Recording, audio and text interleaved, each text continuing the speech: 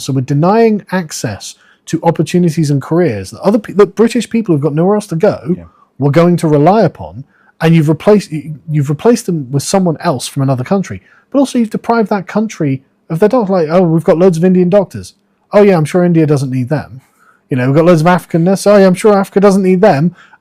What are you doing? And this is the sort of imperial mindset where it's just human capital. We'll just bring them in. Yeah. And then you've got the poor people, that like the white working class in Britain is well known that they're the ones struggling the most at the moment. It's well known. Well, it's because the career advancements that these training courses would normally have given it's expensive to train them. We can just get a doctor from India for free. We didn't have to pay for that. So, okay, but think about who you're selling out there. Mm-hmm. You're screwing the Indians who need their doctors. You're screwing the white working class who need their jobs. You're not making, and then you're packing the country with new people. That's, the infrastructure is. I mean, the NHS used to work when I was a kid. The NHS worked when my dad was a kid. The doctor would come to your house. Mm. They would just come to your house because it wasn't an overpopulated country. Now, something like 11-12% of the entire country are currently on an NHS waiting list. Mm-hmm. Something like 8 million people are on waiting lists, and people die because they're not getting cancer treatment because we're trying to provide an international health service rather than a national one. And it's like, okay, this is crazy. This is just not working. And so I would just stop the inflow, because every year we get like 1.2, 1.4 million people in, and then 800,000 or 700,000 or so people would leave. Yeah. Because the people who are just here for the services, the benefits, the job, whatever it is, they eventually want to go home to where they feel they belong. And, they're not here to settle forever. And so if we just stop the inflow, there's going to be a kind of outflow, and you'll feel the pressure drain. So, we can breathe again. I can get an NHS appointment again. I can drive on the roads without being in a traffic jam forever again. So allow the population to naturally decline for some time. Exactly, right? And so that way, you've not committed any injustices. No one has a right to come to another country. It's always a privilege to move to someone else's country. So you can just say, no, we're not going to let anyone move here. You can still have tourist visas and stuff like that, but you can't move here and become a citizen. Okay, well, fair enough. No one's hurt by that. The people who just want to go will just go because they were going to go anyway. Mm-hmm. And that will mean the housing market will return to a sensible equilibrium. The jobs market will suddenly become a workers' market rather than a buyer's market.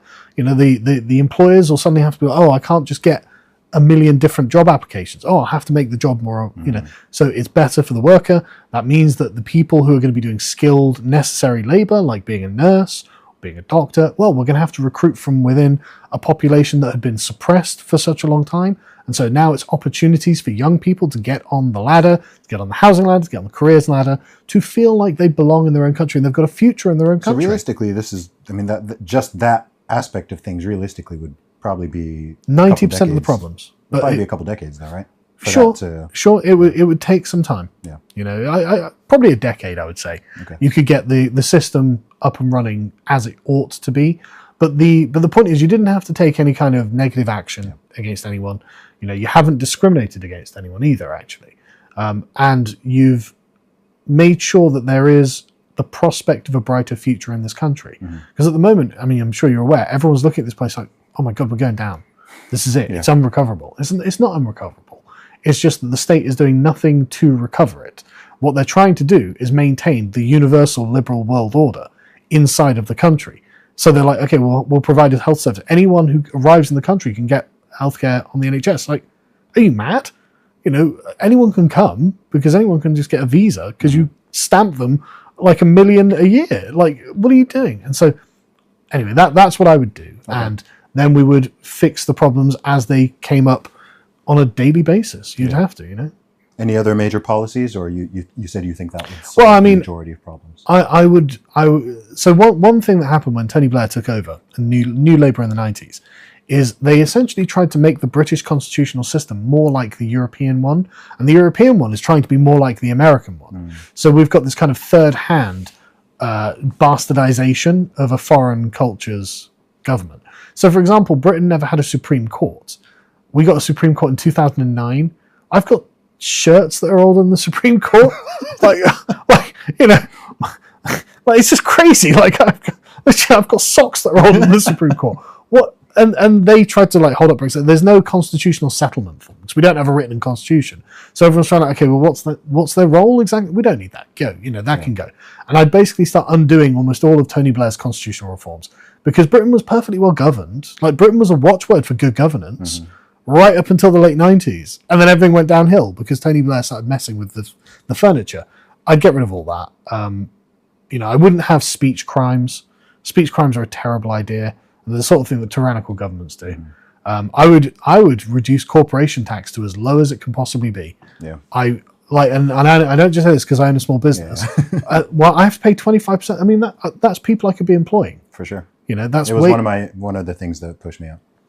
It's crazy. Additional things, raising it from 19 to 25. I was like, 19 was like 19 is bad enough anyway. 25 is like, that's a quarter. Especially when Ireland is 12.5. Yeah. They're half of our corporation tax. Like, that's predatory.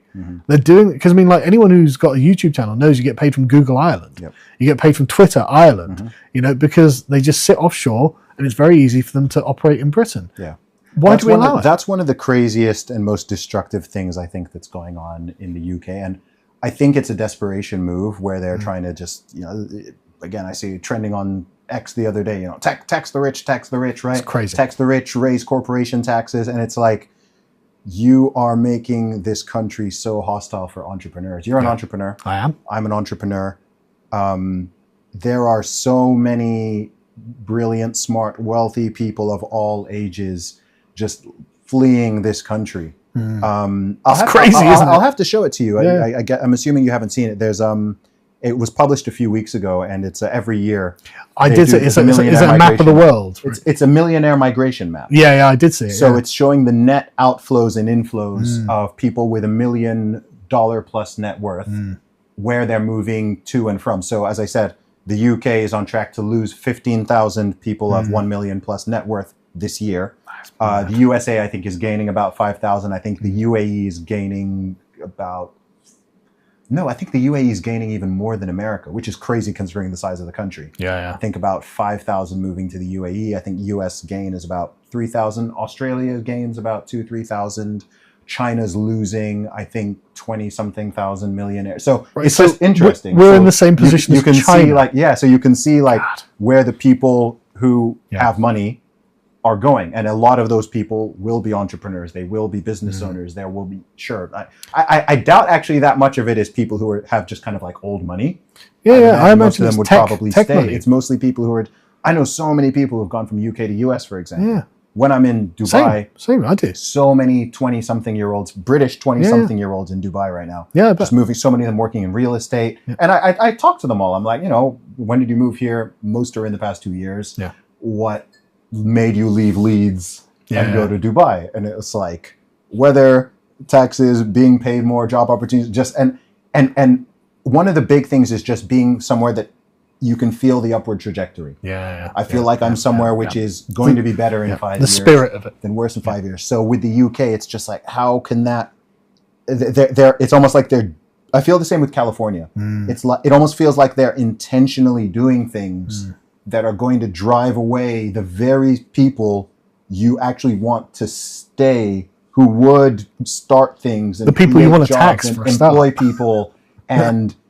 I think there's a real short-sightedness with it all. 100%.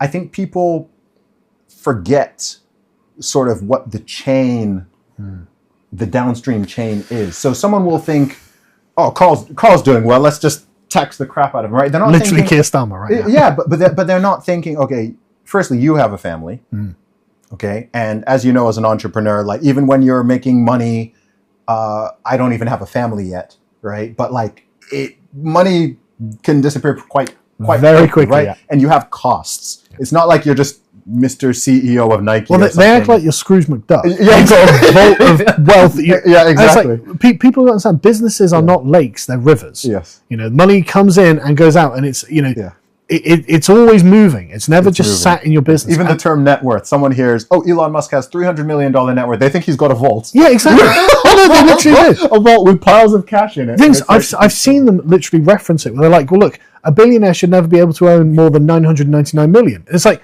You don't understand. It's not liquid money. No. It's valuation. Anyway, I'm not going to go. And you're employing people. The people you're employing probably also have families and so on. So it's like, okay, so if you're just like, let's, lop off the head, metaphorically, of the person at the top who's... Everything's fine after that. Okay, now there might be 50, 100, 1,000 people downstream of that who are now worse off because you thought, oh, well, that guy's rich and he's doing well, so let's come after him. Or he's just like, oh, I'm going to relocate to Texas. Or, I'm going to move to Portugal. I'm going to move to Singapore.